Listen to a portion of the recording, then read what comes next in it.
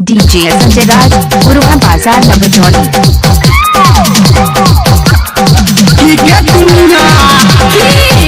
कहलियो हमरा से बियाह कर दी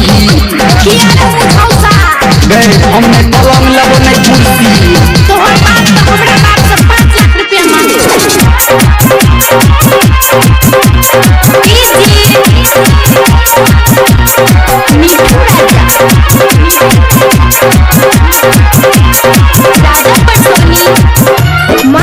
संजय राज गुरुआ बाजार नवजौली।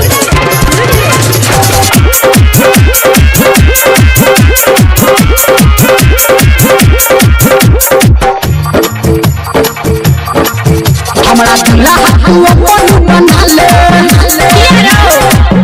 अही लगन में शादी रचा ले हमरा दूल्हा तू अपन बना ले अही लगन में शादी रचा ले कि तोरा से दहेज में हम ले डीजे संजय राज गुरुआ बाजार नवजौली।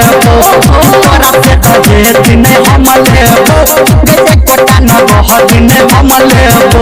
कोले गई घर की आनो कोले गई घर की आनो कोले बिया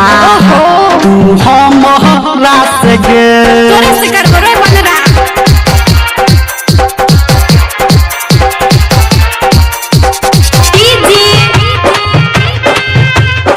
मीठू राजा डीजे संजय राज गुरुआ बाजार नवजौली। राजा परसोनी अभी आप सुन रहे हैं झूठो के लफारा बढ़ाब छाग छोड़ा में झगड़ा लगाब छाग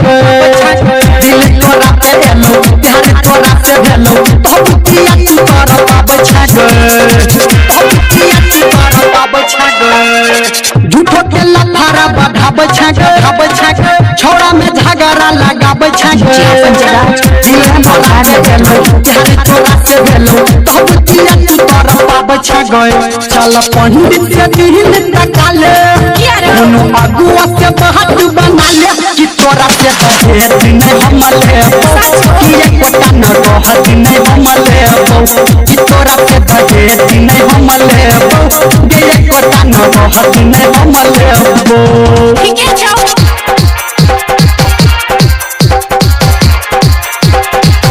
डीजे संजय राज गुरुआ बाजार नवजौली। मीठू राजा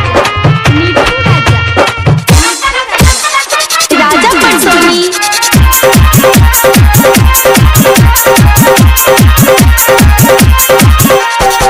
तोरा ले खाना बनेबो घरे देख के जते हमर पेट भरे तोरा फिकीर नहीं छौ केहन भतार है छौ सुने ले छोरी तू गई घरे तोरा ले खाना बनेबो घरे देख के जते हमर पेट भरे तोरा फिकीर नहीं छौ केहन भतार है छौ सुने ले गई छोरी घरे धर्मेंद्र के दिल में बसा ले संजय गौतम के गोरखी मना ले कि तोरा से दहेज नहीं हम ले कि एक कोटा न रहत नहीं हम ले तोरा से दहेज नहीं हम ले कि एक कोटा न रहत नहीं हम ले ठीक चैनल में तो चल शादी कॉलेज डीजे संजय राज।